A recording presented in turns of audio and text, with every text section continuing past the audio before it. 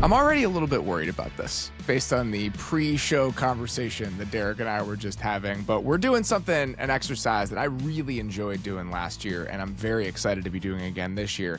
I'm not worried about it because I think the conversation will be bad. I'm worried about it, Derek, because I think the conversation in some areas is particularly naughty. I think it's going to be a great conversation. I was saying before the show, and we'll get to the stretch, obviously, it's 7 through 12, no matter how I order it, is going to piss me off. And so I think it's going to be a very fun show for that reason. I think I had a tier from 16 to 12 that I felt okay about. And then 11 to 7 is definitely some treacherous territory, depending on how you see certain teams. I felt pretty good about the top 6. Here's my biggest takeaway from this. The top 6 I felt awful about. Because I think that putting teams near the top, if you put a team at 4, the team I have at 4, I feel like their fans are going to get mad because they think that it's going to be taking away from what their quarterback is doing. And I'm not trying to say that these teams, even in the top 5 in the AFC, have these bulletproof supporting casts, because I don't think they do. I think every supporting cast in the AFC, for the most part, is imperfect. I think the better supporting casts are probably in the NFC as we do that exercise next week. So all the teams I put in the top 5, I was like, I don't know if I feel great about this, but I also don't know that I could put them any lower. I have the Broncos pretty high. Could I put the Broncos behind the Jags? I don't think so. So that's kind of how I ended up sorting all of this out, is that I put these teams in the top 5 or 6 that even if I don't love certain elements of who they are, I felt like I couldn't rank them any lower.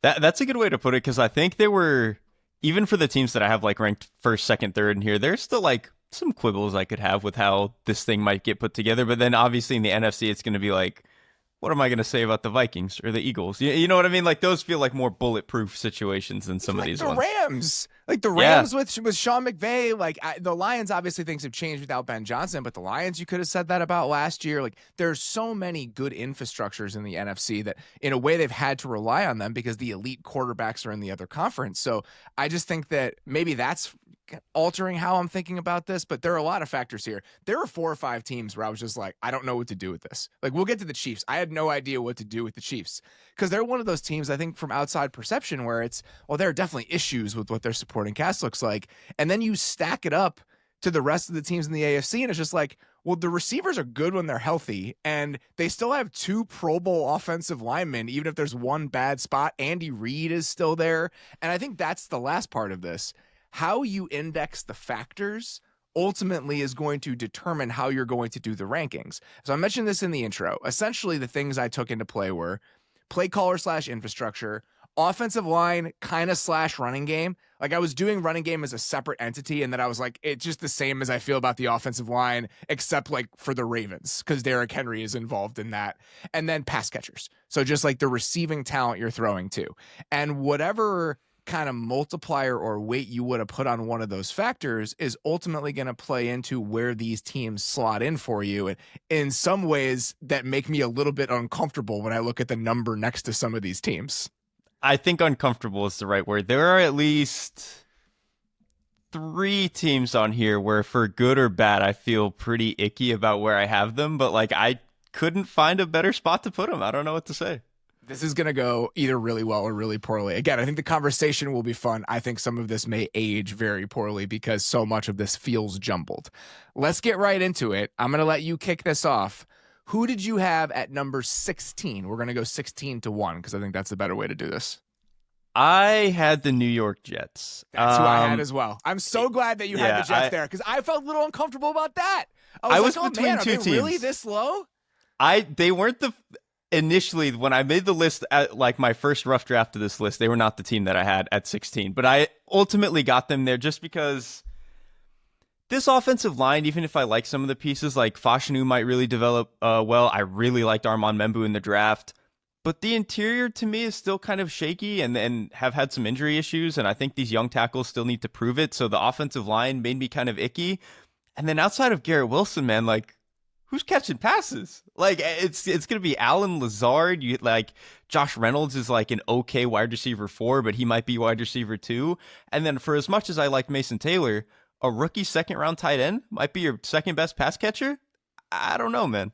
Yeah, that's pretty much where I land. I think that the offensive line has a lot of upside, and I'm excited about that group.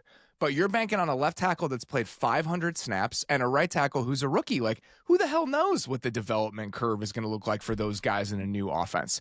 The pass catchers, I think you could make a serious argument that the 2 through 4 options on the Jets are worse than the 2 through 4 options on any other team in the league.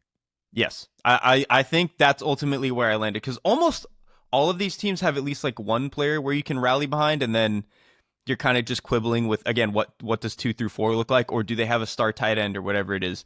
The Jets have none of that, man. And when you add that on top of, again, young offensive line and a play caller we've not seen before, there's just so much part of this uncertainty with all of this that it's just hard to feel good about anything other than Garrett Wilson will somehow get himself to 1,000 yards again. And that's just not enough. I think the offensive line, obviously the runway is there, but it's still a question mark because those guys are a little bit young. We'll see how it meshes. The first-year play caller part of it absolutely needs to be pointed out. And there is a chance that Tanner Angstrom comes in and he's Zach Robinson from last year, or he's a guy that immediately proves he can make Drew Petzing in year 1. Guys we had never seen do this that come in and immediately make a positive difference. But I don't know how to account for that right now. I just don't think you can. I don't think that's the assumption that you can make with these first-year guys. This is the area where you can be the most wrong because there's so much uncertainty, but I'm in a wait-and-see mode when it comes to a lot of these first-year play callers that we've never watched do the job. That's the thing. Putting the Jets at 16 doesn't mean I think for certain they will be bad. It's just like this list is kind of a, what is the percentage chance that you'll look good? And I think for the Jets, it's just they had the lowest percentage chance for me. And this kind of plays into a conversation we had on a mailbag a couple weeks ago where we're talking about, there was a listener who said, are there any more bad quarterbacks? And I think with bad quarterbacks, you can also fold that into bad passing games where you just have these passing games that just are very unhealthy. And I think the Jets have to be in the conversation for one of those passing games that could have a really low floor this year just because of all of the factors that we're talking about. When you combine the certainty in a bad way with the receiving depth and the uncertainty in all the other areas, there's a real chance that this is a rough offense. There's a chance they're solid, but I think that the variance here is pretty extreme considering all the unknown factors. Yeah, and the other thing is, like, even the best outcome is probably like average. So how excited can I really get here? Oh, I think average would be a screaming win for this team. If they were like the 16th most efficient passing offense in the league, that's a massive, massive win for this group. And I think that tells you all you need to know and why they landed 16 for both of us. Who'd you have at 15? So I like some of the stuff they did in the direction they're heading, but I still had the New England Patriots, man. They have a lot that they still need to prove to me. Like, this offensive line might still not be any good. Even like Will Campbell's nice. I really like the Wilson pick, but Wilson might not even play very much as a rookie. So like, I think that's certainly part of it. Morgan Moses, I know for a long time he's been the veteran stopgap tackle. You can get him in there. He's getting old, man. Like, he's been doing that for like a decade now. He's 34. Yes, like this, it could be the year where this is just, it's over. And then even with the pass catching core, it's like, I don't know what we're getting from Stephon Diggs. And then all the other guys, for the most part, are rookies. And Josh McDaniels, even if I think maybe he's a decent floor setter, I don't know how excited I'm getting about a McDaniels offense in 2025. I had them at 14, so we're not too far off on this. I had them pretty far down, and I think it's for a lot of those same reasons. I'm intrigued by what Josh McDaniels round 4 or 5 or whatever it is could look like here, because this is the first time that, and I'm sure we're going to get so much stuff about this offseason, like the Josh McDaniels study abroad year that he just had where he's backpacking around the United States learning about himself. So that aspect of it combined with the fact that he's surrounded by this staff of guys he's never coached with before, that can be a bad thing. But when it comes to trying to germinate some new ideas and kind of take yourself in a new direction, I think you could also spin that as a positive thing. So I don't have huge hopes for this being like one of those ceiling lifting offensive staffs, but I do think that there's a lot of intrigue about what it's actually going to look like. And I do think it could be pretty good. The offensive line, I'm 100% with you. It's like, Will Campbell's a rookie. He's a rookie left tackle. I mean, even if he's solid, I think there's probably a limit on what you can expect in year 1. They made a lateral move at center with Bradbury, and I still have questions about what the other guard spot looks like. You know, they've got some bodies. You know, Leighton Robinson or if Cole Strange comes back, whatever. But I still think the guy across from Onwenu is a question, and Morgan Moses is 34. The pass catchers, I like Kyle Williams. I think Kyle Williams is a fun player. Kyle Williams is also a third-round pick, and I've always liked Stephon Diggs. But you've got a third-round pick, and you got a 32-year-old guy with shot serotonin receptors coming off of a torn ACL. And I just think there's not a lot that you can really bank on with this, even if the names on paper are better. Oh, you think that might be a really volatile pass-catching core? Is that what you're getting at? That's kind of what I'm getting at, yes. That's pretty much where I'm at. And, like, I think definitely more than the Jets, there's a chance it could actually be really good. There's a chance that Diggs is a 1,000-yard receiver again and that Williams is a really good rookie. There's also a chance that neither of them are any good, and we're only like 5% better than we were last year as a passing offense. What do you think is if we did this exercise after the season, and again, this is a really good way to look like a moron, what do you think is the highest ranking you could possibly see them having? Like 14th, maybe, where you're like a moderately above average unit, but like even would. I meant on this exact exercise, so like that'd be like 7th or 8th, right? Like okay, yeah. In this exact, AFC. Yeah, probably like 7th or 8th, where you're like barely eking into the above average category, but nobody thinks that you're like contending for anything serious like that caliber. Yes, I think that's where I land, and I think that's why, again, I think when you're doing this, because of the uncertainty in so many of these areas, you kind of have to play a floor-ceiling game, where even if they're going to finish higher than 14th in some of these outcomes, the ceiling is low enough. That's one of the reasons that I put them here. So I had them at 14. You had them at 15. Who did you have at 14? I'm almost debating moving one of these. Okay, I'm gonna do it, and I feel bad about this because I really like the coach. For me, it's probably the Cleveland Browns. There's just a lot about this receiving core that gives me kind of the ick, and there's some of it I like Njoku's nice, and I like the Fannin pick and all that jazz. But this offensive line is getting older. I don't really love a lot of these pass catchers, and it's hard for me to get excited about a lot of it, even if I think Stefanski's still an awesome play caller. So so we haven't gotten to the team I have at 15 yet. I had the Browns at 13. You had them at 14. So I think we're in a similar range here. I'm excited about seeing them get back to basics offensively, and it's been some breadcrumbs that you could pick up, but also they've said it explicitly. Like Joel Bitonio did media availability at what I assume is a golf tournament of some kind. He was wearing a polo and there was like a golf course in the background. And he was talking about how the run game installation has essentially been what it felt like in 2020. So they're really just going back to what this was supposed to feel like. They obviously drifted away from that in the Deshaun Watson era of things because they were trying to do everything they could to make that work. So I think them getting back to the meat and potatoes of all of this is going to remind us that Kevin Stefanski is pretty good at it. He stopped calling plays last year for reasons that had nothing to do with his capacity as a play caller. So I am excited about seeing that again. But the actual players, I think that we could have some pretty unfortunate conversations about what's going on there. How do you feel about the offensive line? I'm really worried about what's going on at left tackle, man. Like DeJuan Jones being your potential day one left tackle is, I think, extremely scary to me. And then this interior, I think Bitonio and Teller are still good, but they are getting a little bit older, and they don't feel quite like they have the pop that they did when Nick Chubb was the best running back in the league 2 or 3 years ago. And then even to the point of the backs, it's like, I like the Quinshon Judkins pick, and Ford is a solid like home run hitter. I don't know if this is like quite a good enough duo for them to be like the run game that they really want to be to make the Stefanski offense go. Yeah, I feel the same way. I think that the offensive line, if things come together perfectly, right? If DeJuan Jones gives you solid and reliable left tackle play, the guards still have a little bit of juice. They stay healthy. That's one of the biggest questions to me. Conklin's played more than 12 games once in the past 4 years.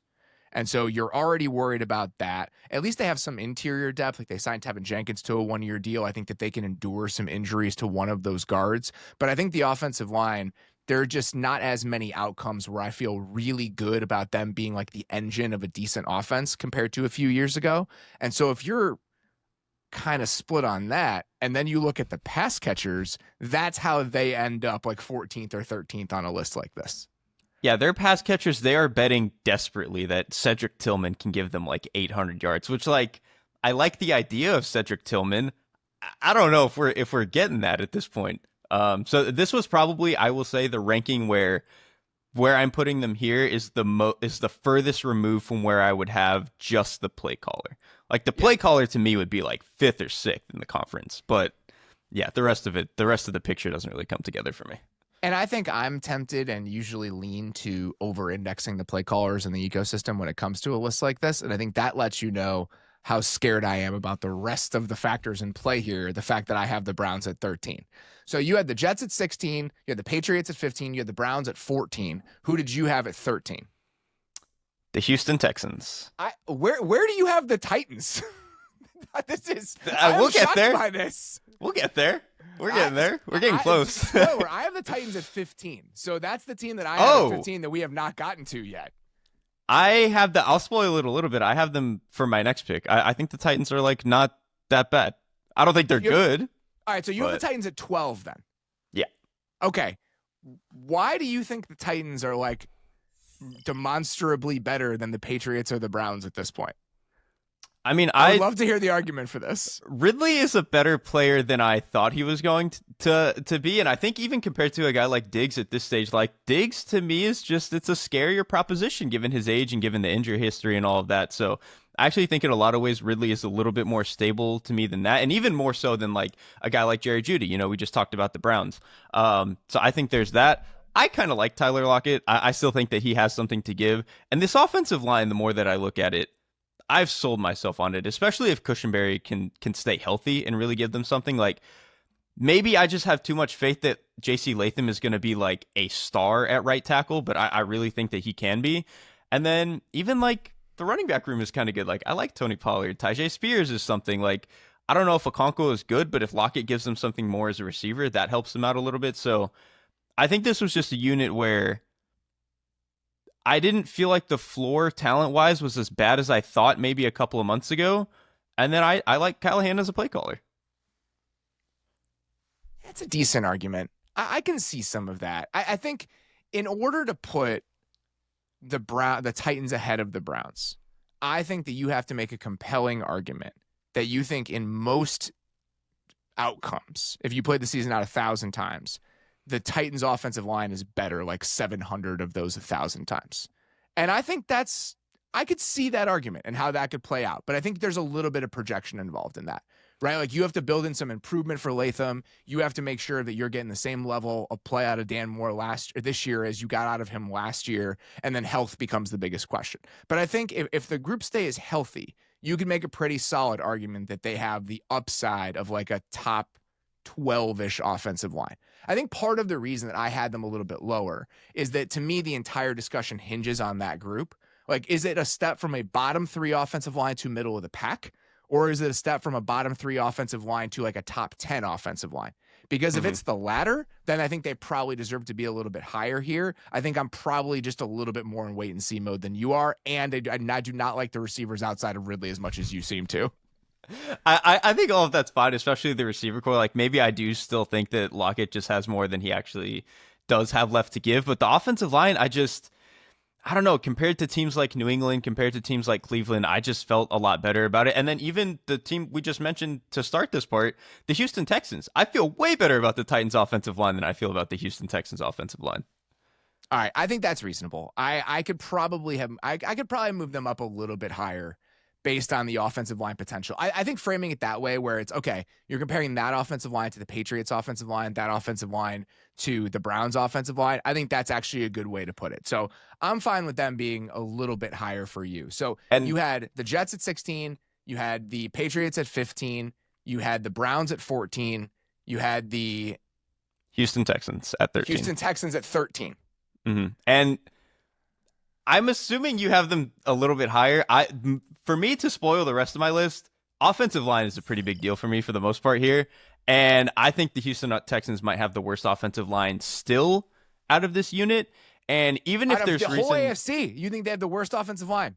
I think there's a pretty good chance they have. Do they have one player on that offensive line who you think is even an average starter? Tytus Howard at guard is probably an average starter. That's probably it. Going into year 2. So, all right, I had the Texans higher. I had the Texans higher than that. I had the Texans at 9. And man. I don't feel great about that. I think they were one of the hardest teams to place. That I And agree with. so let's talk through this. The Nick Caley of it all, I can admit that I am probably more bullish on this working than I should be for a first-year offensive play caller, just because I think his background is really interesting. He's just got a ton of energy. I'm excited on him. I'm betting on him, I guess is what I'm saying. There's always uncertainty. We never know how these are going to go. I'm betting on him. And I think the fact that I am doing that and have so many chips lined up there is probably the reason I have them a little bit higher than you would. But I have the same sort of concerns about the offensive line. And honestly, I understand that because in the world where the Texans offense, the infrastructure and all that does look good, it's because Nick Caley gets the most out of this offensive line. The rules are a lot better. The run game is decent. And then it allows the receiving core, which is very obviously the best part of this entire unit, to actually thrive and be what it's supposed to be. It's just, for me, even for as nice as a lot of the pass catchers are, I think I'm just in more wait and see and like prove it to me with the play caller and the offensive line. Whereas like, to the point of like you saying, oh, this is my bet. I think throughout this entire list, we're all going to have like 2 or 3 different bets that we're making. And for me, it was just, I think the Titans offensive line is one of mine, and yours is Nick Caley. The offensive line part with the Texans, personnel wise, I think you're on completely solid ground. They're worse personnel wise than they were last year when they had the worst pass protection in the NFL, or at least bottom 2. I think them, bottom 3. I think them, the Seahawks, and the Patriots are probably the 3 teams that I would throw in there. But so bottom 3, however you cut it, I think the Titans are right in that conversation. I think that sometimes when the situation itself is just rotten to the core, we lose sight of what the players actually are. And I'm with you in that I don't think there are that many decidedly above average starters among their offensive line. I think the very simple act of them having a new offensive system with new pass protection rules will make this group look so much better than it was last year. Does that mean they look like the 23rd best offensive line in the league? Potentially. Right? That might be still one of the better case scenarios. I think there are going to be enough nuts and bolts improvements here that it could pull them out of disaster territory, even without any definitive upgrades personnel-wise. I think it certainly could, but even with that argument, it's like, well, the left tackle and the left guard weren't even guys who were there last year, and I don't think either of them are any good. So it gets really, really tough for me personnel-wise. What do you think is the best case scenario for that offensive line in terms of where they could shake out? Like, I mean, you said 23rd. That's probably about like the ceiling for me. Like, I would be shocked if it's a whole lot better than that. All right, so the Nick Caley part of this, again, I think that's part of why I had them a little bit higher. And I think that there is a world where the pass catchers are good. You know, I think the pass catchers are good. Yeah. Yeah. I mean, Nico's a monster, obviously, right? And so I think that we have to take that into account. Like when you have one of those like true alpha dudes at the center of this, I think that the other guy is a little bit lower matter somewhat less. And I think he is in that territory. Like I think he's probably, I don't know, stack him up right now. I think you can make a really solid argument. He's one of the 10 best receivers in a league that is stacked with receiver talent right now. And I like what they did. I'm not as big of a Jaden Higgins guy as I think the league was or some other people were coming into the draft, but I'm more than willing to admit that I might not be seeing some of the upside and potential of a guy like Jaden Higgins because stylistically he's not my favorite sort of player, and I love Noel. So I think the pass catchers, there is a world where that shakes out really well. I think that the infrastructure and the ecosystem play calling wise has a chance to be significantly better, even if it's an unknown. And I think the improvements there could lift the offensive line to a point where we're not having weekly conversations about the state of the Texans offensive line. And to me, that would feel like a win. It absolutely. The last thing I'll say is this is probably the one that I could feel the most wrong on. Because if the offensive line does just get to like 23rd and even one of the rookies hits, we've seen that all Stroud needs is like a moderately below average offensive line, and he can make all of this really go. So this is the unit. I think if I look like an idiot, it's going to be the Texans, but I'm still putting them where I'm putting them. I think ultimately what got me there again is optimism about Caley and like the Nico part of it. I think that probably had more weight because I'm looking at some of the other teams I had a little bit below them, right? Like I have, not to spoil the whole list, but I had the Steelers below them. I had the Chargers below them. And I think that there's similar concerns about the offensive lines in some areas for both of these teams. Like with the Chargers and the Steelers, I think it's still a theoretical for them to be as good as we want them to be. I don't think either of those teams has a pass catcher that's as good as Nico Collins, and I'm not sure either of them by the end of the season will have play callers that are definitively better than Nick Caley will be. So again, I think it's probably me penciling Caley in as a positive at the start in ways that I might not with a first-year play caller, and I could look wrong about that. But I'm just trying to talk myself through why I felt comfortable putting them ahead of some of these teams that you have behind them. It's fair. Like we said at the top, there's going to be some ones we feel weird about no matter how much we sit here and talk about them. All right, so read your 16 through 13 off before we go to break just so people can kind of keep track of this. Yeah, I had... Let's see. So it's actually kind of like slightly jumbled from what I put on my list because I was shaking them out a little bit differently. I think I had the Jets, and then I had the Patriots, and then I want to say it was the Browns, and then the Texans, and then the Titans. That's where I'm at, I believe. Okay, so my 16 through, I had the Jets at 16, the Titans at 15, the Patriots at 14, the Browns at 13. I have the Los Angeles Chargers as my number 12 team. Where did you have them? One spot ahead. So, I mean, pretty much the same range. So, yeah, same range. general range. Okay. Yep. Talk me through why you had them at 11, which is not bottom of the, like, not like basement level supporting cast anymore, but still is below average. So, what ultimately caused you to, like, drop them there and have it shake out that way? So for me, it was, I think there's some stuff to like, right? Like, they have one of the best tackle duos in the league, even if they didn't look very good in that playoff game. And I have, the interior should be a little bit better. So that all of that is nice. And also Ladd McConkey is not in the, it might not be. I know. Why? Yeah, it might not be. The move they made on the interior was to sign Mekhi Becton. That's fine. Mekhi Becton was reasonably good for the Eagles last year. You're taking him from the best situation in the league where he has a Cam Jurgens on one side that just got paid a lot of money and Lane Johnson on the other side with Jeff Stoutland. And now you're dropping him between Zion Johnson playing center for the first time and a second-year right tackle with, again, just an infrastructure offensive line-wise that isn't nearly what the Eagles is. And that's the move they made. Other than that, it's the big move is switching Bradley Bozeman and Zion Johnson. So are we sure that that's a path to definitively better interior offensive line play? It's not going to be that good, but Becton just has to be like 15% better than Trey Pipkins, which I think even if Becton isn't what they want him to be, like, that's pretty reasonable. That's fair. I also think that health with Becton is a potential concern. Like that's healthy also last fair. year, and he has not been able to stay healthy in the past. So that's a scarier thing to me. Yeah. I want to feel better about the offensive line than I do because I think with the resources they've pumped into it and the idea that they've improved this offseason, it's very easy to just say, oh, that'll be better. And then you take a step back and think about it for a second. It's like, okay, maybe. Like, I hope they'll be better, but I don't think you can say it with such gusto. I guess that's my problem. I don't think they're going to be like the 10th best offensive line. I just think if they're going from like, I don't know, 24th to like 19th, I think that is like reasonable. And when you add that on top of, to me, getting a significantly better running back in a guy like Omarion Hampton, that might be enough to like raise the floor of some of this stuff to just let Herbert and Ladd do all the things that they need to do. I think that's a good argument. I think if the running game can go from being truly like bottom 3 in success rate last year to a running game that's average or even slightly below average, that raises the floor of the offense in a pretty big way and in an important way. And I do think that that's very much on the table.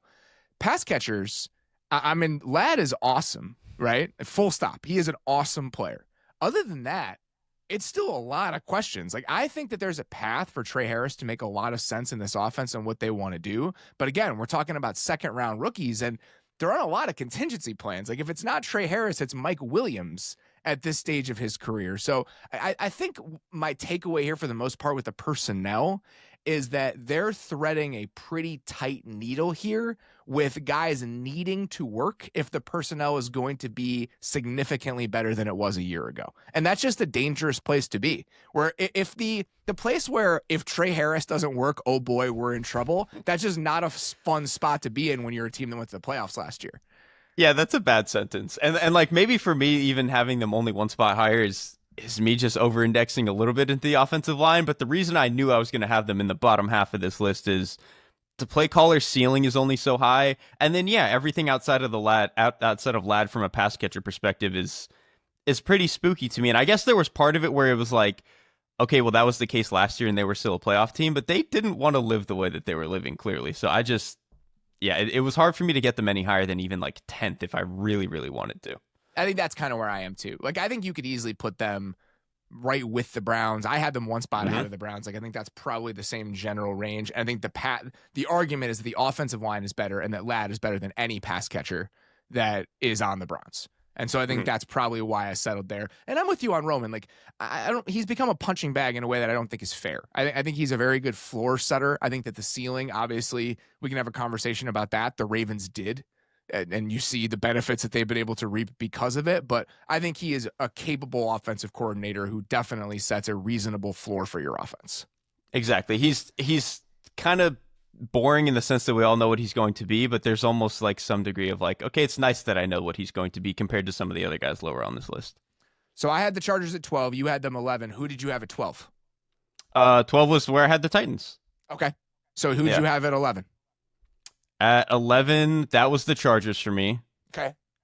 And then my next team at 10, or actually, wait, who did you have at 11 then? The Steelers. Okay, that was my next team. So that's interesting. All right, so we both have the Steelers. I had the Steelers one spot behind one spot ahead of the Chargers, and so did you. Mm-hmm. Okay. That's correct.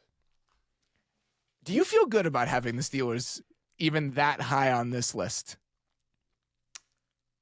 Okay, this is going to sound crazy, but I actually had them slightly higher when I started this, and I had to talk myself out of it. And the reason is I think I was talking myself a little bit too much into like, oh, this young offensive line is really going to figure it out. And then I had to pull myself down and realize like, okay, that's a possibility, but that's also, there's a lot of other possibilities where these things don't work out the way that I want. And then when I coupled that on top of the like, I don't know if I trust many of the receivers outside of DK at all. And then even DK to me is not the number one that Ladd is, or Nico, or even Garrett Wilson, like other guys lower on this list. It just, that's where I couldn't keep them as high as I wanted them to. As I look at this right now, the question I'm asking myself is, why are the Steelers higher than the Chargers? And I think there's a part of that makes sense.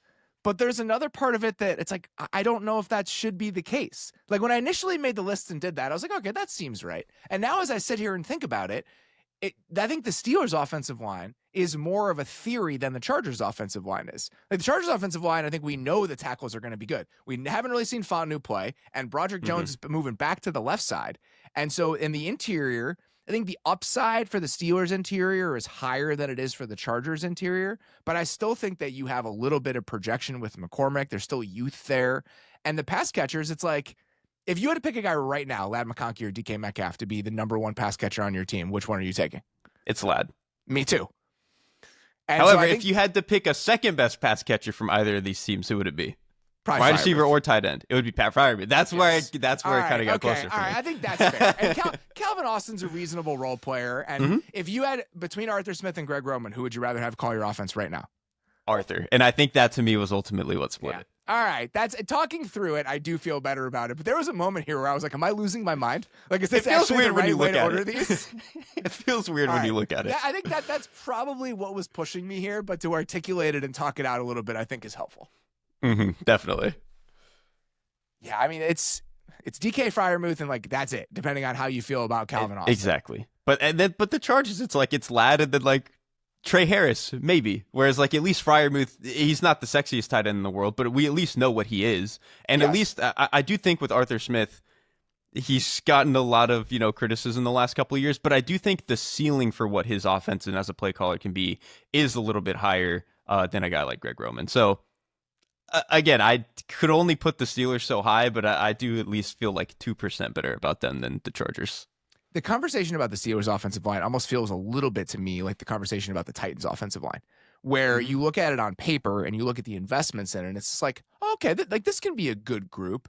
And I think that causes a lot of variance. I think that the offensive line being a top 7 unit for the Steelers, or like a top 10 unit, which I think is on the table, pushes them a little bit higher here. I just don't think you can do that with a lot of confidence, considering how many unknown factors are playing into what the Steelers offensive line is this year. And I think part of why I initially had them higher is not even what we just saw from the young guys who actually played last year, like Zach Frazier and stuff. It's that I really, really love Troy Fautanu coming out of college. But then I thought about it more, and it's like, we haven't seen him play, and he's kind of coming off of some injury stuff, so I had to pull them down a little bit. All right, so I had the Steelers at 11. You had the Steelers at 10. Who did you have at 9? This is where I want to be very clear. I don't like any of this part of the list, by the way. This is where I've gotten very uncomfortable. This, to me, I think is the Jacksonville Jaguars. They were a team. I have them higher than that, like a couple spots higher than that. I get it because I really wanted to, and this is where I think it's going to come down to like which part of the thing you're valuing, right? Because I think Cohen is awesome, but part of my reservation is like, okay, well, he's going into a head coaching role now, and so that scares me a little bit. And for as much as I think the receiving core could be awesome with Brian Thomas Jr. and Travis Hunter, the more I look at the offensive line, the more I get scared. Like I've had the opposite effect with the Titans. Like the more I look at the Titans, the more I'm like, I think it can work. The more I look at the Jaguars' offensive line, the more I get a little bit uneasy. I had the Jags at 7. Okay. You had them at 9. At 9. So the reason I had them at 7 is that we talked about this yesterday when we were discussing the Baker year. I'm just a believer in what Cohen did last year as a play caller and as an architect of an offense. It is certainly possible, as it has happened with countless other hotshot offensive coordinators in the past, that this job eats him up. I'm willing to admit that and willing to acknowledge that. He is a 1-year coordinator who did not exactly take like a rocket ship to that job. And so I do think that there is a chance that we see some regression from him just as a play caller in a new role. He's got a new staff. He didn't take any of those guys with him. But I kind of want to just see Trevor, Brian Thomas Jr., and Travis Hunter in the sort of offense the Bucs had last year. So I think that's my problem, is I'm just willing it to be true, and it's causing me to push them up a little bit higher here. You want the best outcome to be reality. I want 2024 Liam Cohen to be in the Jags building and calling their plays in 2025. And so I'm just deciding and treating it as if that is a given because of how badly I want to see it. Maybe as the Trevor enthusiast, I'm actually doing the opposite, where I'm like preparing myself for this to not be quite as exciting as I want it to be in year one. Maybe like that genuinely might be part of it, where I'm just scaring myself off of some of it. But I do think that this is one, and this is why this part of the list is tough. The best outcome for them is like a top 7 offense. Like if the offensive line is fine and those 2 receivers are who we think they are, and Cohen takes to the job, they could light the world on fire. Yes. I look at the offensive line and first-year head coach, and it scares me a smidgen. And I think that's why I have them as high as I do, because I think the ceiling on this group is higher than a team like the Raiders, who I have below them. I actually have some optimism about the Raiders, but I think ceiling-wise, that it's still higher for the Jags because of their receiving talent and because of what we have seen Cohen do. So I think that's why I was pushing them up a little bit more, just because I think the best case high-end scenarios here and the high-end outcomes are really, really good with a couple of these factors. The offensive line, like if they're the 18th best offensive line in the league, that feels like a win with this group. And I think that can get them to their goals offensively. But the pass catchers, like I'm riding this to the moon. I think that Brian Thomas Jr. is a star. And I think that Travis Hunter, in the best case scenario for Travis Hunter, if you have Brian Thomas, there aren't that many guys in the NFL right now that are dominant star level vertical receivers, where he is so dynamic as a vertical player and is a number 1 receiver in like a vertical way. So pairing him with Travis Hunter, if the best case scenario for Travis Hunter is like peak OBJ, think about that. Like stylistically, it's like the coolest thing you could possibly imagine. And again, I'm just choosing to believe that it's going to work out to at least a B+ level early on. You're actually kind of convincing me to move them up. I really think part of this for me was like not trying to get too excited about Trevor and all that stuff. But I really think the more I sit, you kind of are, because the more I look at, though, the 2 teams I have right ahead of them, I think after these last few minutes of talking through it, I actually think I probably do prefer the Jaguars to those 2 teams. So, yeah, I might switch my list a little bit here. I would probably bump the Jaguars up a little bit. So where did you have them? 9? I think that would have been 9, yes. Okay. And so the next team I would have had that, again, I think I actually do want to put the Jaguars over them now when we finish off this list at the end, is to me the Miami Dolphins. The Dolphins are tricky. I'm fascinated by where you have the Raiders. I'm getting there. Okay, so to spoil the list a little bit, the two teams that I'm talking about are the Dolphins and then the Raiders, where Okay. and so it's in this like general range, but the Dolphins to me are just weird because Tyreek Hill will still probably be good if he is interested in being a Miami Dolphin, and then I think Jalen Waddle is awesome. Devon Achane, when he's on the field, is one of the most electric ball carriers in the league, and I still think Mike McDaniel is like an awesome play caller. That gets a little bit complicated because like how much of some of the issues where they having schematically were the quarterback, but this isn't a quarterback exercise. That kind of goes back to the offensive line. It's kind of like, okay, the offensive line sucks, but they built it this exact way for this system. They were probably the weirdest team for me to rank, but I think because of some of the stability with the Jaguars, I actually probably would move them ahead of the Dolphins. I have the Dolphins at 6. Oh, I have the Dolphins higher than the Jags okay. and significantly higher than some of the other teams that we're going to talk about. So I have the Interesting. Dolphins Okay. much higher on this list. And I think it's because I'm weighing McDaniel in a very real way.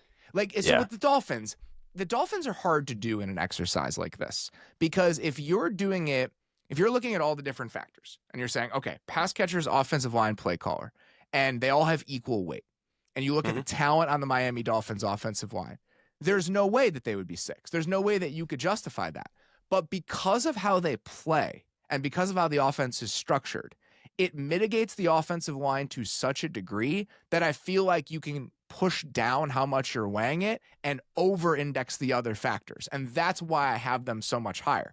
They were one of the most efficient passing games in the league when Tua played last year. And I think he played fine, but I think that's also a reminder that between Hill, Waddle, the way that Jonnu Smith played last year, what Achane gives you, and how good McDaniel is at this one thing specifically, I think that it is actually a definitively good, like borderline top 10 overall ecosystem, even with some of the weaknesses that we're talking about. Well, that's where it gets complicated, right? It's like I agree with all of that with McDaniel and like his value on that and making the offensive line look better than the names certainly are on paper. But that's also true because of the quarterback. And I think he only calls the offense this way because of the quarterback. So if I'm trying to remove the quarterback from it, it's like, I think that's why really they're the most complicated. Because that's why but that's the thing is like this exercise I'm supposed to, but they're the one team where you kind of can't. Yeah, I just think that if you look at the way that they've been able to consistently evolve in small ways, like I think it's absolutely capped out ceiling wise. No doubt about it. It is capped out ceiling wise. But I think over a 17 game sample, it's really hard for me to argue that they have anything worse than like the 12th best offensive ecosystem in the league. Like overall, I still think that is the value that all of the non-quarterback pieces in the aggregate are bringing to the table here. Maybe this year I feel a little bit worse about it because of the Hill questions, etc. The offensive line is probably worse from a talent standpoint, but I just think that the McDaniel plus the receiving talent and their ability to find efficiency in the passing game every single year, I can't put them any lower than 6 on a list like this. Like we've seen Cohen do it 1 year, and I like Brian Thomas Jr., but we know the Dolphins receivers are good. Man, that's why I want to get there too, because if we're talking specifically about the regular season, I probably agree. I think at least part of it for me too is I know that when this structure gets into the playoffs and this offensive line gets into the playoffs, not doing it for me. I don't trust it at all. And so maybe that's part of what's factoring in for me as well. All right, so I want to get to the team that I have not mentioned on my list at all yet before we get deeper into your top 10, and that is the Las Vegas Raiders. I had them at 10. You had them at 7. I thought I was looking at this in an optimistic way when I had them at 10. How did you get all the way to 7 for the Raiders? This feels like you doing with Chip Kelly what I was doing with Nick Caley. Yes, that is literally it. That is one of the bets I'm making on my list is I think I like Chip Kelly. And I got to say, looking at my 7, 8, and 9 with the Dolphins and the Jaguars, I probably could reshuffle these in any order and feel probably about the same about it. So I do want to say that. But I do think with me, it's that I think Genty and Bowers, and we've talked about this a little bit before. It's not just that I think Bowers part of this too. It's not even the Kelly thing. It's Bowers. It's that Bowers I think is easily the number one factor in this. Bowers he's the best player at the position already. Like it's him and Kittle, and I feel pretty good about saying that. And I think even though the offense isn't going to have to run through him the way it did last year, I think he can absolutely be that type of high volume player. But to me, and we talked about this a little bit on the live draft show, there's a little bit of value in Gentee and Bowers being some of the best players at their position, potentially at positions that we don't typically associate with, like, oh, this is, I think when we all think of the best offenses, it's like, oh, you have a pure number one receiver. But like the Raiders are doing it in a weird way, and I think that there's some value to that. And then even actually a receiver, there's some value in that. I think for the most part, idiosyncrasy is probably more important or more relevant here than value. Probably, but like, I don't think I could get to double-digit pass catchers I would want before Brock Bowers. Like, I really think that he's that special of a player. And then I really am making the bet on Chip Kelly. Like, I think that he's going to be good. And what's funny is that this is the one team on my list where I think I valued offensive line pretty high for a lot of teams. I still don't like this offensive line, but the rest of it I felt good enough about. Which is so funny because I think I feel pretty good about the potential upside of the offensive line, and I still had them significantly lower. This is one, I said this in my notes, talking about Chip Kelly and the infrastructure part of this. This is the toughest projection on here. There's a chance that he's just really, really good from the start. Like, there's a chance that year one of Chip Kelly is like year one of what Todd Monken looked like, or even maybe a little bit better even. And if that's the case, then there's a chance that you could push them up closer to the top 5, depending on how you feel about the personnel. I don't know how I feel about the personnel.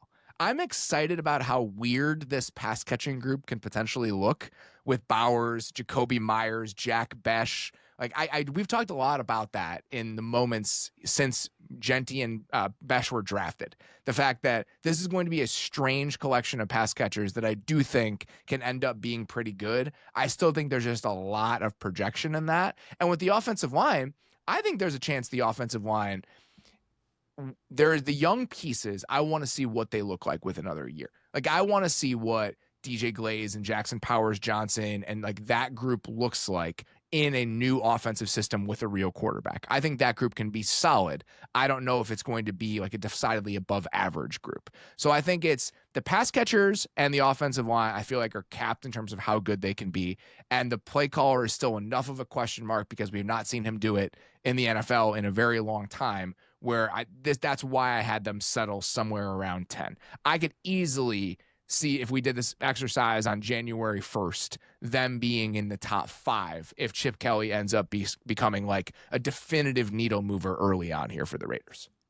I mean, and I think all of that's fair. Like, this is not a team where I'm like, your logic is insane to me. Like, I hear everything that you're saying. I guess part of it for me is that even if I have some issues with the offensive line, part of their problem last year is that they were the worst run game in the league last year, probably. And I think even if Chip Kelly isn't the savior we want him to be, the run game will be better. Like, it would be impossible almost for it to not be better. So I think that's part of why I felt some degree of not certainty, but safety, I guess.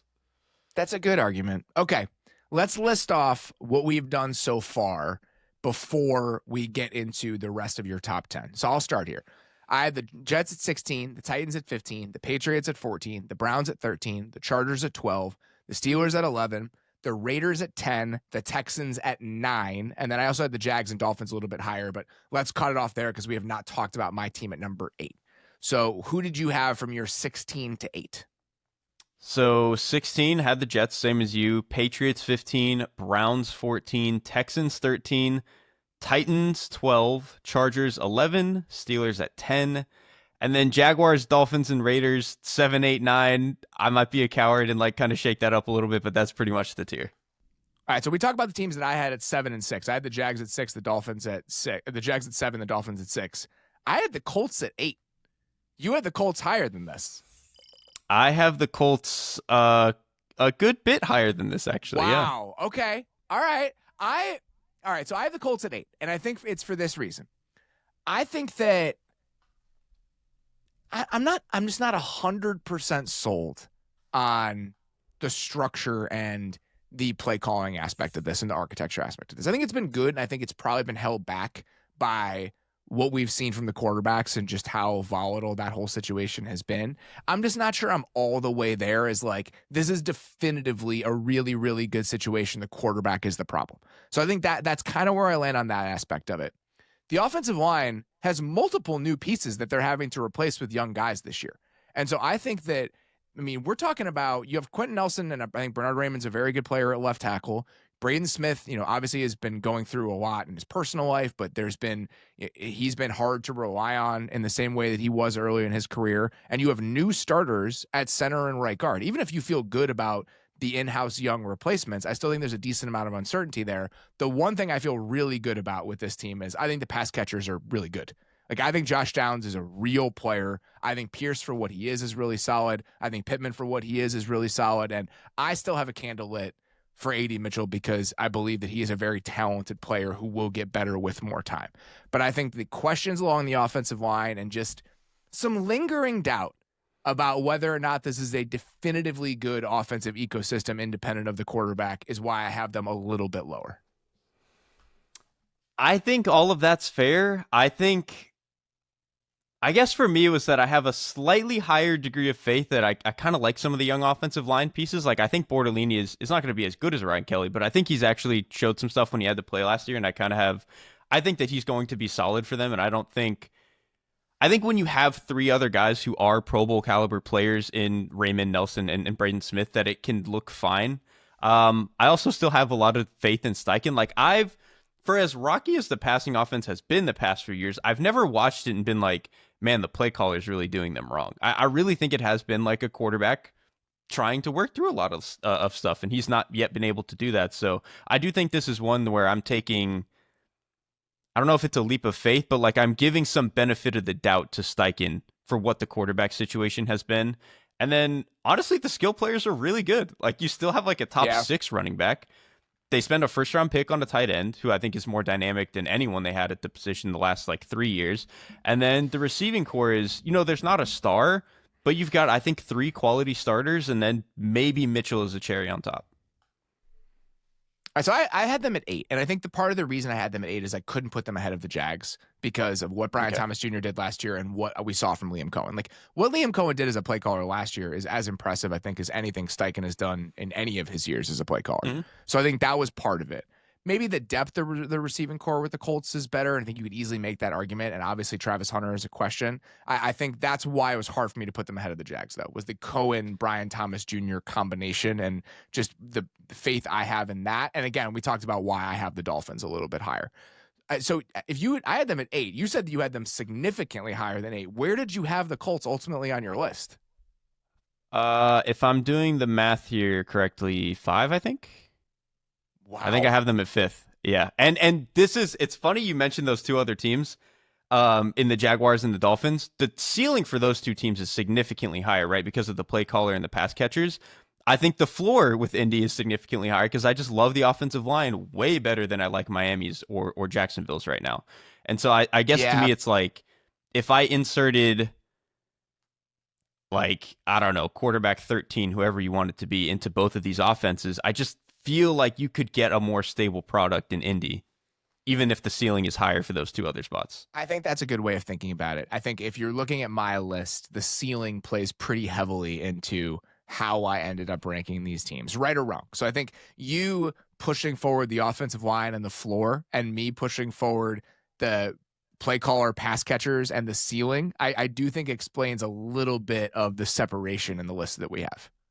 Yeah, I wanted something I felt just a little bit more, it just felt like a warm blanket, felt kind of comfy with it, whereas I do think if you get the fireworks show from those other offenses, I'm going to look like an idiot. So, all right, so I had the Colts at 8. You had the Colts at 5. Who is the team you had at 6 that was right ahead of the Raiders? That is where I have the Kansas City Chiefs. And again, let's talk about this. If a lot of my thing is going to be getting iffy with the offensive line, I still have a lot of questions about this offensive line. And they've got some good players, obviously. Creed Humphrey is really good. Trey Smith they brought back, but Taylor to me is still a question at right tackle. I don't really love Moore as a left tackle option. And I know that they got Simmons and maybe that can fix it for them, but I still don't feel great about a whole lot of that. And then even though we just did the show about the lingering questions where I like the receiver core, I still don't know if there's a star, and it's not great to me. So that's why I couldn't quite put them at 4th or something like that. I had them third. Okay. And I think but part of I the don't want to reason spoil the rest of the list, man. part of the reason I had them that high, and part of the reason I had them a couple spots ahead of the teams that we're going to talk about here that round out my top 5, is that I just don't think we can discount what Andy Reid has been for so long. Like, right, I think it's easy to forget and it's easy to take for granted what Andy Reid is at this stage. But I think that Andy Reid is still one of the best play callers in the NFL, full stop, and has shown an ability to do that year after year after year with different personnel, with different sorts of offenses. And so I don't want to be numb to how much of a difference maker he is when making a list like this. I think that because of the left tackle situation last year, we have overstated the overall quality of what the offensive line is. And I know that there are 2 spots you're switching out this year because of the Tooney trade. I'm more than willing to admit that. But if they can find a solution at left tackle between Moore and Simmons, no matter who it is, right? We get Moore for the first 4 games. We get Simmons for the last 13 games. We get solid left tackle play for a majority of the year. And then you have those other 3 guys. And I probably feel a little bit better about Taylor than you do, even though obviously the interior guys are better. I think there is an outcome where the left guard is really the spot we're most worried about with the Chiefs offensive line. That's fine. Like that if that's the biggest problem, then the offensive line isn't like a definitive negative. And after going back and watching the pass catchers when we were doing that lingering questions show yesterday, I think that Rashee Rice has the potential to be a star. And I think if you're rounding that out with Travis Kelce, even at this stage of his career, Hollywood Brown staying healthy, and then Worthy truly being able to be what he's supposed to be within that offense, I think that the pass catching group can be a definitive positive when at times over the last couple of years it's been a definitive negative. And I think the lingering kind of stench of that is coloring potentially how we're thinking about this overall. I think the Worthy thing is probably why I struggle to get there as much. And I think he'll be a nice role player for them. For me, it's hard to see the world where he is like a true impact star level player. I think that's hard for me to get there. But he doesn't, and then with the offensive line, to be, right? If like Rashee Rice is a real guy and you have Hollywood Brown and Travis Kelce still, do you need Xavier Worthy to be a star level player? Probably not, but like, what is Travis Kelce really at this point? Like, I think I just have, even though I think the pass catching core is going to be good, I think I probably just don't quite see the same ceiling with it, even though it's obviously going to be better than last year. And then the last factor to me too is like, I don't know if the run game is going to be any better. Like that's kind of where that's the biggest issue I have. I think that's part of this is that I probably am not thinking about the run game enough as I build this. And I think that's probably the thing I'm ignoring with the Chiefs. But even on a down to down basis, and I know Tooney's gone, the run game was still efficient last year and has been efficient over the last couple years, even if it's not explosive. So I think a run game that you can rely on a little bit down to down combined with what this pass catching group and passing game period can look like if things break correctly and they stay healthy. I just think that the upside is still very real for this group overall, even outside of the quarterback, in a way that we just weren't able to see last year because they couldn't stay healthy. That's fair. I might be underrating them a little bit, and maybe I'm not giving Andy Reid his credit. I guess for me, it really is like I feel like the Kelce thing is only going to get worse, and then I'm probably not as high on Worthy as you are. I think that's probably the I'm ultimate not difference high on here. him. I just think that he can be a role player if the other guys are involved. I think it's less that I think that you're super high on him and more that he is the exact kind of player who frustrates the out of me, even if he's kind of useful. I just think that if he's the third most important pass catcher on the team, or like even like 3B with Hollywood Brown, that is a place you could easily live as an NFL offense. And again, maybe I'm talking myself into what Rice looked like over those first 3 games a little bit too much, but I do think that he can absolutely be the best receiver on a really, really good supporting cast. I'm with you on Rice. I definitely am. So I'm probably being too much of like a negative Nancy about the Chiefs pass catchers, but there's just something about it that it scares me from putting them like top 3. They're going to be good, but just top 3 I struggled. All right, so let's dig into our top 5s here. Derek, you had the Colts at 5, so that means we have not heard your number 4. I'll start with my number 5. And now I'm like kind of going back and forth about this. I think you could flip 4 and 5 easily with the list that I have right here. I think that I would still put the Chiefs above both of these teams in the way that I did. I had the Bills at 5. Oh, I had them higher. I think it's the pass catchers part of this. Like, who's the best pass catcher on the Bills? Probably Khalil Shakir, but who's like the worst guy if you have 5 guys out there? That was kind of where I landed. That's a good argument. This is hard. I think that my top 5 was really, really difficult because, again, I think that there is at least one weakness among all of these teams. I think with the Bills, to me, it's just that who is like the guy that, like, if you need a receiver to make a play in a huge moment, do they have that guy? And I just don't know who that guy is. It's a well-rounded group. I think it's a group that the construction of it makes sense. I just feel like the lack of an actual difference-making pass catcher, even compared to like a Rashee Rice level player, that's why I have them a tiny bit lower, even if I think the offensive line and pass protection is arguably the best in the league. And I think that Joe Brady has done a very good job since ascending to that role. That's honestly really fair. And I think part of it might be clouded for me because when I'm thinking of the Bills offense as a whole, I'm like, well, they're not going to struggle to get explosives because the quarterback will figure it out. But it's supposed to be, I'm supposed to be trying to pull the quarterback out of it. And I do think when you do that, there really isn't a guy. I guess part of it too is maybe I have a slightly, I don't know how you feel about it, but I probably have a slightly higher degree of faith that Coleman is going to be something more in year 2 than maybe you do. That could be part of it. That's a good point. That's a good thing to bring up. If you're projecting some real development for Keon Coleman, I think that you can push the Bills higher on a list like this. Did you see what he said today, by the way, about his rookie season? No, I'm a little upset about that. I'm a little upset that I didn't. He was like, I think they were talking about like, he was talking about watching his rookie film and he was like, that shit's trash. I just love him, dude. I just want him to be good so bad. You know what? I kind of forgot about him as I was having this conversation with myself. So I think you could probably push them a little bit higher. Again, I think all of these teams are kind of jumbled up here in the top 5. Again, it was just the pass catchers that had them a little bit lower for me, even if I think that the pass protection, just everything about the pass protection, the plan, the players, everything, I think is up near the top of the league. And I think that the run game, I mean, you have to talk about that when talking about the support that Josh Allen has. Like their ability to just run the ball 40 times in a game if they need to, that's not something that a lot of these other teams can tap into. And as I say that now, I think I might have the Bills a little bit too low. And I think that's why I had them much higher. Is that like, because for all these other teams, like, and I agree that it's hard to see the ceiling here compared to some of these other teams.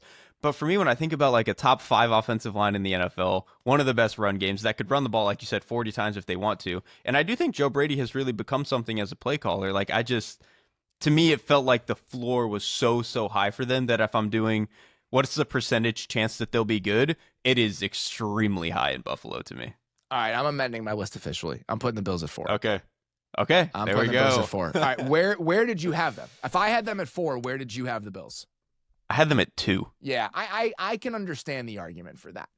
Again, I think that it's the pass catcher thing that pushes them down a little bit lower. And when we get to my number 2 team, I think you'll see the difference in how I'm talking about this kind of stuff. But I think at 4 is probably where I feel a little bit better about the Bills, even with some of the pass catcher concerns. And so that's why and when you hear the team I had that it was like I was back and forth with, I think you're going to say like they don't have any high level pass catchers either. It was between them and the Broncos for me. And the reason that I had the Broncos a smidge higher is because I think that you can make an argument they have the best pass protecting group in the league last year. And I do think that I was so incorrectly down on Sean Payton heading into last year that I'm almost overcorrecting in my belief of like what Sean Payton still has left in the tank. And I think that's why initially I had them ahead of the Bills. But I think 5 for the Broncos, which is now where I have them after amending the list. I think that's right. I feel they're right ahead of the Dolphins, right behind the Bills. I think that is the correct place to put the Broncos. I think that's fair because, you know, the run game is a little bit worse, but they probably have the best pass catcher of any of them. Like it's at least single best pass catcher. 3. Okay. So I had them also pretty high, obviously. All right, so you had the Colts at 5. Who'd you have at 4? the Bengals. And they are another team where, like, the offensive line isn't good. But the more I looked at it, I don't think they're going to be a good offensive line. But if Fairchild is literally anything better than what they got at left guard, that could be something. And I really think Amarius Mims, when he's healthy, is going to be like a star. And so I think I'm projecting a little bit here, but I felt okay about it for that. And then Jamar Chase and Tee Higgins, what am I supposed to say? That's why I had them at 2. Yeah, I know the offensive line isn't good. I had the Bengals at 2. And it's just because going through all of these, and again, I think I've probably weighted the pass catchers a little higher than you have. I think the other reason that I have the Bengals at 2 is that I do believe that the offensive staff, whether it was Callahan and Taylor a couple years ago or now Dan Pitcher and Taylor, I think that they've actually done a really good job at iterating every year, folding in new stuff. Like, this is not a scheme that feels like static or stale, even if they want to be a little bit more static than most other teams in the league because of the way the quarterback wants to play. So I actually think that is a definitive positive. I don't think he's a top 5 play caller, is as good as like that top tier of guys, but I think they've done a better job than the outside perception would lend you to believe over the last few years. And I'm with you on the offensive line. It may not be great. It's good enough. It's exactly. going to be good enough when you're throwing to those 2 guys on the outside. The combination of Higgins and Chase, and just having Chase, period. I just don't. I can't put them any lower than that. Like, after what those 2 guys were when they were on the field last year, I cannot put them any lower than that. I probably am putting them too low because those 2 alone just kind of make you a pretty special unit. And then actually the play caller thing, I think, is a really good point, because I think when I was doing this exercise, for me, they were one of the few teams in a similar light to the Dolphins, but obviously in a much better way, where it was like really hard for me to remove the quarterback from the scheme. But at the same time, you make a good point that like some of the nitty gritty of how they are changing is obviously not Burrow's doing, even if like the general structure of how they do things is probably Burrow's doing. But like the nitty gritty and the changes they make have been really good. And I probably didn't give the coaching staff as much credit as I should have. So me having them at 4 maybe is a little bit. I might move them to 3 over Denver. I might do that. Okay, so you had Denver at 3. So let's talk about Yes. Denver. I had the Broncos at 5. You had Denver at 3. And even if there's a little bit of a gap there, and if you pump them back to 4, we're essentially on the same level. I think the fact that both of us felt very good about putting the Broncos in the top 5, just like pencil it in, don't even think about it. I think that says a lot about our perception of what the Broncos are now and our perception of what the Broncos were a year ago. It definitely does. And to me, it's just the offensive line, dude. I really did not think, and obviously they were lucky a little bit last year that they were so healthy, right? And they probably won't be this year, but for them to go from what had been like a kind of mediocre unit for the past few years and then become the best pass blocking unit in the league last year. And honestly, they were a decent run blocking unit. The backs just weren't good enough. And I do think that is part of my calculus here too, is that them adding Harvey is going to do something. Maybe Estime takes a step. Maybe that does something. They just signed J.K. Dobbins today, so they have better backs than they did a year ago. I don't know how much that moves me, but I'm hoping that Harvey does anything for them. And then they even at tight end, that was one of their biggest issues, right? And they signed, like, I don't love Evan Ingram, but that's definitely better than what they were doing last year at the position. So like, I feel like they made the right upgrades. Maybe Sean Payton is right that Pat Bryant can be something for them, and that helps them out a little bit. And then to me, I think why I had them so high is I think Sean Payton is like, at minimum, the 3rd best play caller in the conference, and probably higher than that for me. I think that's why I had them as high as I did. That's why I was like, yeah, I'm absolutely going to put them in the top 5. And again, initially I had them ahead of the Bills. I just think that Sean Payton did such a great job last year. And I think that, it's not, when you're looking at some of these other offenses, the Dolphins are a great example, okay? When you're looking at the Dolphins and you're trying to articulate what the play caller is doing, it's very easy, right? Because it's extreme, it's loud. If I'm trying to explain to my wife why Mike McDaniel is very good at what he's doing while we're watching a Dolphins game, I think it's easy to have that conversation. It's going to last 27 seconds before she tells me she doesn't care, but it's going to be easy when we're doing it. If you're doing about the Broncos, it's harder to do that.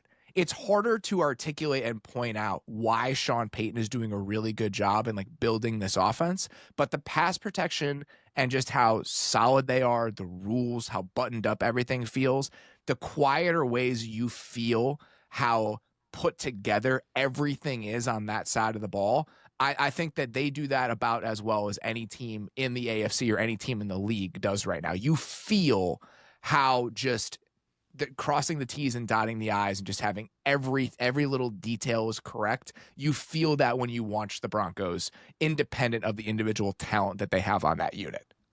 It's that, and then by the end of the season, it was so obvious to me that Peyton had such a good idea for what was the best way to use all of these players. Yes. What they were doing with Marvin Mims. Yeah, the expression of Marvin Mims is 100% the best example of that.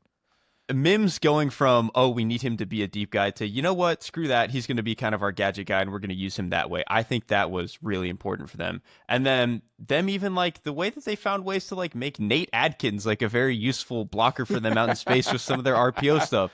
Them, as the season went on, sprinting out Bo Nix more because they realized that was something he was comfortable with. It's just like the more they got time together, the more Sean Payton realized, like, okay, what is the best way to use all of these guys? And I think when you even add more pieces like Ingram, like Harvey, I think that's only going to get better. Yeah, I totally agree. I think that's a great way to put it, and I think that's a well-articulated way of understanding why I was so excited about that group by the end and why I think that they're a real difference-making piece in an exercise like this. So this means we both had the same team at number one. The only reason that I'm a little bit surprised by this is that I thought there might be part of you deep in your soul that was going to put the Ravens a little bit lower because you didn't want something like this to take away any credit from Lamar Jackson. I think there is a past version of me that exists that probably would have done something like that. But then when I was really thinking about the exercise, I was like, okay, the Ravens were a historically insane offense last year. Even the best quarterbacks need a pretty good surrounding cast around them to get there. And so I felt no shame in being like, yeah, man, like the play caller's awesome. Henry is a very special running back. And I think going into this year, they don't have like a bad pass catcher that you feel putting out there. Like the fact that they're going to have Flowers, Bateman, who I think took a step last year. And then if Nuke gives them anything, that's like, it's a pretty good unit where you don't feel bad about anyone out there. You know that Mark Andrews led the NFL in EPA per target last year for players with 50-plus targets? I did not know that. In my mind, he's still fumbling, so it hurts a little bit. Led the NFL. And again, I think that's EPA is a commentary on the health of the passing game overall. The fact that Bateman and Andrews are up near the top of the league is as much of a commentary on Todd Monken and Lamar Jackson as it is those individual players. But the fact that a throw to Mark Andrews was still the most valuable thing you could do to a highly targeted player in the league last year, even if Mark Andrews is on the backside of his career, still a very good player, still a definitive positive for a passing offense. And that's combined with the other guys. I think that it's an imperfect group, but I think that in totality, when you're taking all the pieces together, it's a very good group. And I still think that Zay is like really, really good. He has limitations, but I think, again, he can easily be the most important, impactful pass catcher on a Super Bowl winning sort of offense. That I can exactly. There's no superstar here, right? I mean, you could argue Henry is, but like in terms of the pass catchers, it's like, okay, Zay Flowers is kind of a role player, Bateman's kind of a role player, DeAndre Hopkins is kind of a role player, but they all complement each other really well. And Mark Andrews is really good over the middle. And we haven't even mentioned Isaiah Likely, who I think probably had his best season last year. Like, it's just, they have so many different ways that they can attack you. And the offensive line isn't elite, but I think like the interior is fine, and maybe I'm baking in, you know, the fact that Voorhees might look okay, and I'm hoping that Roger Rosengarten at right tackle takes a step. But like the offensive line is going to be good enough. The fact that we weren't talking about him is the best thing you can say about Roger Rosengarten last year. The two numbers I'll throw out about the offensive line: Lamar was dead last in quick pressure rate that he faced last season, dead last in the NFL with an offensive line that so many people, myself at times included, we're just losing our minds about last summer. And the fact that it turned out to be a decidedly good group and a decided positive for the offense, it's very funny in retrospect. And the other thing is, he and Burrow had virtually the same pressure rate that they faced last year. Burrow gets rid of the ball at a top 3 rate in terms of how fast it's coming out. Lamar is at a bottom 3 rate. It's not a negative. It's just how Lamar plays. The fact that they had the same pressure rate last year, I think, speaks to the quality of those two offensive lines compared to one another. And that's before we even get to Monken, who I think has done a fantastic job. Monken has... if he was just what he was in the first year as a play caller, like, I would still probably have the Ravens top 3. But he got even better last year in terms of like really expanding their drop back game and really like even opening up the run game. Obviously getting Henry really helped with that, but like he only got better as a play caller and he was already good. I'm like over the moon excited for what year 3 of it might look like. We talked about this when we had the MVP discussion, but Lamar led the league last year in the percentage of his throws that were to wide open targets. Some of that is Lamar's timing and decision-making. Some of that is the separation the receivers are creating, but some of it is also what the offensive play caller is doing. And I think he did a really, really good job last season. So when you combine Monken, the fact that the offensive line, when it comes to the actual results, even if on paper they're not the best group, is a very good unit. You combine it with a well-rounded group of pass catchers, and oh yeah, Derrick Henry plays for this team. It's pretty easy to get to a spot where the Ravens are number 1. Exactly. Like they have, most of the other teams have a star player receiver, but they've got it at running back, and then just no bad players, good offensive line, good play caller, checking every box. All right, let's read this off. I'm going to go from 16 to 1 for me. I had the Jets at 16, the Titans at 15, the Patriots at 14, the Browns at 13, the Chargers at 12, the Steelers at 11, the Raiders at 10, the Texans at 9. I already feel awful about that.